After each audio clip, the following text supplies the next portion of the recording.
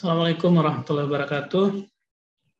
Waalaikumsalam. Waalaikumsalam Warahmatullahi wabarakatuh. Warahmatullahi wabarakatuh. Selamat siang, salam sejahtera semuanya. Ya, Selamat siang Bapak. Hari ini kita akan buka sesi diskusi seperti biasa. Saya belum menyimak seluruh video yang ada. Juga nanti kita akan komentari secara khusus mungkin mulai minggu depan, karena PowerPoint-nya juga tadi saya minta ke ketua tingkatnya untuk dikirimkan juga ke saya agar kita bisa berikan saran untuk semua mahasiswa.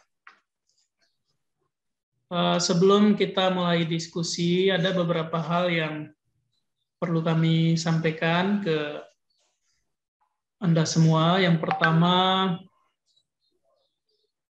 masa studi kita mahasiswa itu biasanya dipengaruhi sangat besar oleh bagaimana kita mendesain, melaksanakan, dan mengikuti prosedur-prosedur di tugas akhir.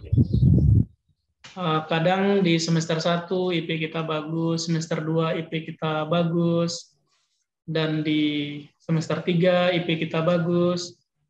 Ternyata ketika ketemu di tugas akhir, di tesis, ada teman kita yang selesai lebih cepat dari kita, padahal IPK-nya lebih rendah dari kita, dan itu mungkin saat kita S1 juga banyak ketemu seperti itu.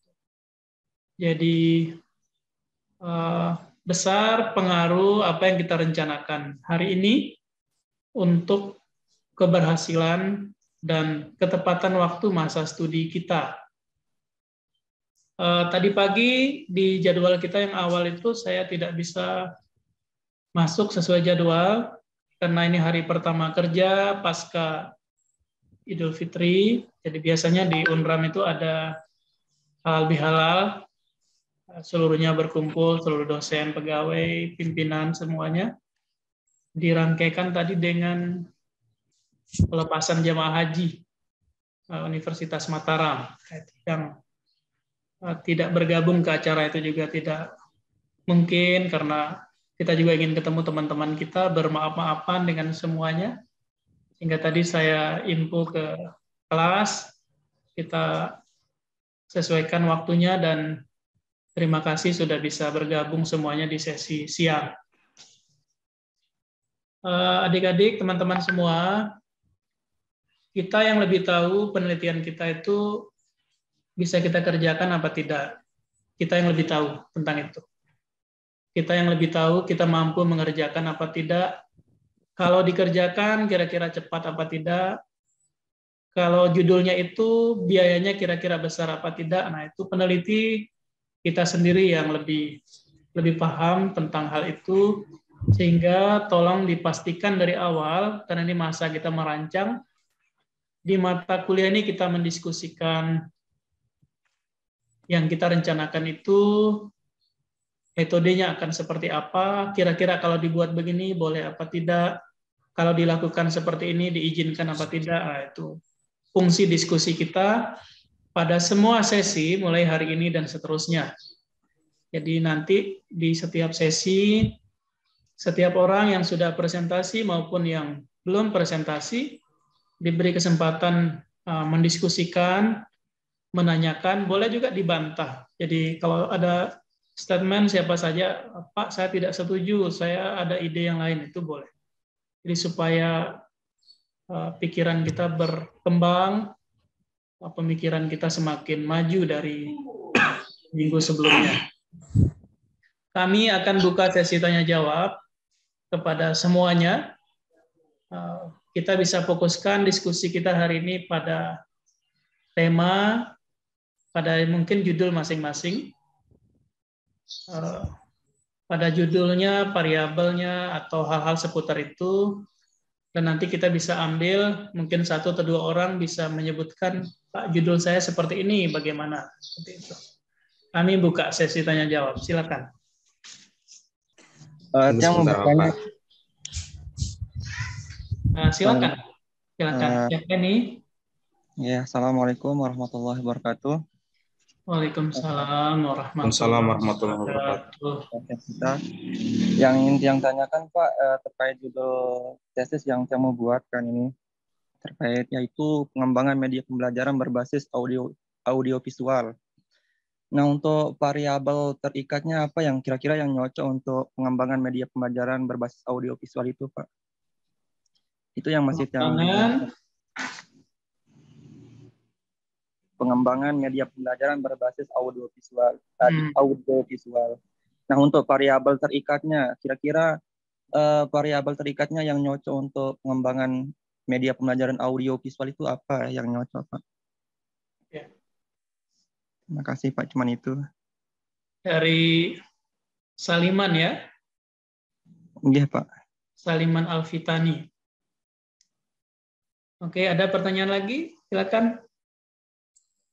Izin bertanya, Bapak. Silakan. Fitri ya? Fitri Mayanti. Tanya mau ambil judul pengembangan perangkat pembelajaran berbasis proyek untuk meningkatkan kreativitas dan keterampilan proses sains, Bapak. Jadi kemarin sempat dibahas terkait variabel terikatnya. Untuk indikator dari kreativitas kan juga banyak, Pak. Apalagi yang keterampilan proses sainsnya paling banyak indikatornya. Takutnya nanti tidak cepat selesai. Boleh nggak, Pak, kita keterampilan proses sainsnya diubah? Nggak boleh. Menjadi hasil belajar. Oke, terima kasih. Ada 2 pertanyaan dari Saliman tadi yang pertama ya. Ini sedang terkenal nih Saliman di masa halal bihalal nih. Saliman dan salaman, banyak orang bersalaman. Jadi tadi ada pertanyaan terkait, ini kita lepas dulu.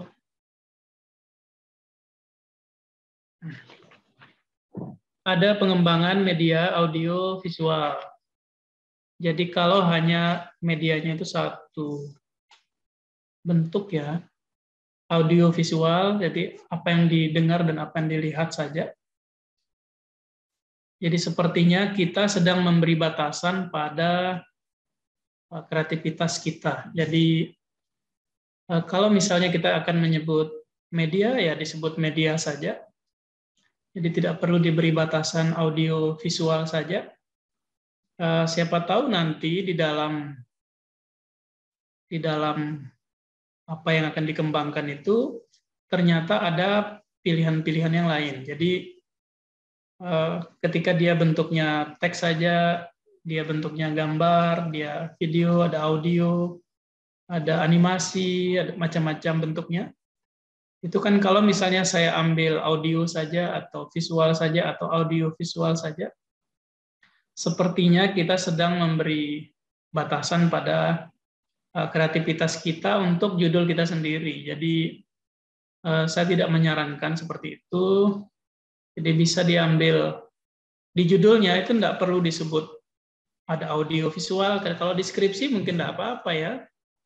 Jadi kita bisa membuat media pembelajaran, nanti di dalam tema, batasan penelitiannya boleh dikasih batasan. Nah, saya khawatir kalau judulnya dibatasi audiovisual, kemudian nanti pembimbingnya menyarankan ada media yang lain. Maka judulnya harus diubah. Nah, judulnya harus diubah. Jadi kalau misalnya di judulnya tidak disebutkan, disuruh bentuk media yang lain, kan judulnya tidak perlu berubah. Tinggal kita sesuaikan dalamnya saja. Itu juga pertimbangan kenapa di dalam judul itu saya tidak menyarankan menulis nama tempatnya. Misalnya SMA A, SMA B, Kota Mataram, dan seterusnya. Kalau misalnya kita sudah menulis nama sekolah, kemudian sekolah itu tidak mengizinkan kita penelitian di tempat mereka, maka kita akan mengajukan judul baru dengan tempat yang baru. Jadi kalau misalnya tidak ada tempatnya kan tidak apa-apa, begitu. Jadi kurang lebih seperti itu. Sehingga media ada banyak pilihannya, media bisa jadi multimedia, lebih dari satu media ada di situ. Judulnya itu lebih keren aja didengar. Jadi ketika kita mengajukan judul, yang pertama dipikirkan kira-kira kalau ini nanti sudah penelitian, layak publish apa tidak. Jadi jangan sampai kita sudah susah payah, berdarah-darah penelitiannya ternyata tidak layak terbit di mana-mana, itu kan rugi kita. Karena syarat kita ujian itu kan harus sudah terbit tulisan kita. Jadi di Sinta tertentu. Kemudian tadi ada dari Fitri terkait dengan keterampilan proses ya. Nggih, Bapak. Keterampilan proses yang hanya ingin diganti katanya dengan hasil belajar. Nah, hasil belajar itu sendiri, kalau mau diambil itu justru lebih banyak variabelnya.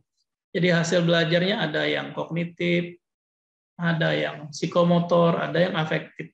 Di keterampilan pada proses itu bisa diukur salah satu saja sebenarnya. Jadi jangan kita berasumsi ketika ada variabel baru, kemudian bayangan kita itu akan lebih lama penelitiannya dibanding judul-judul yang umum sudah kita tahu. Jadi hasil belajar itu umum, sudah sangat banyak yang lakukan.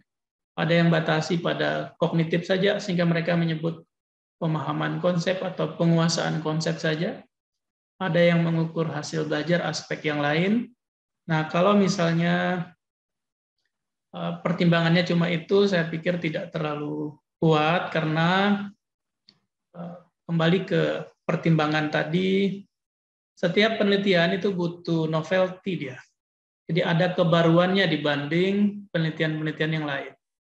Jadi kalau sudah sangat banyak orang melakukan itu, kami tidak menyarankan Anda semua, adik-adik mahasiswa S2 khususnya, untuk mengambil judul yang sudah banyak orang ambil, karena nanti peluang diterimanya menjadi lebih kecil. Diterima di tingkat prodi maupun diterima untuk kompetisi-kompetisi.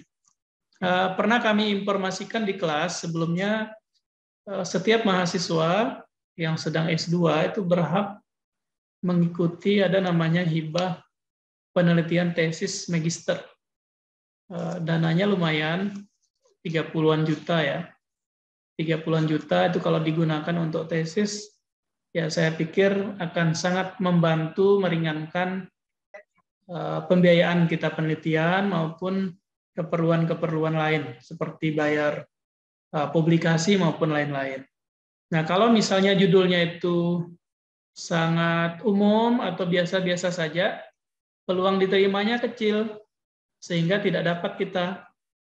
Jadi tidak berarti bahwa judul yang diambil itu harus susah, enggak begitu.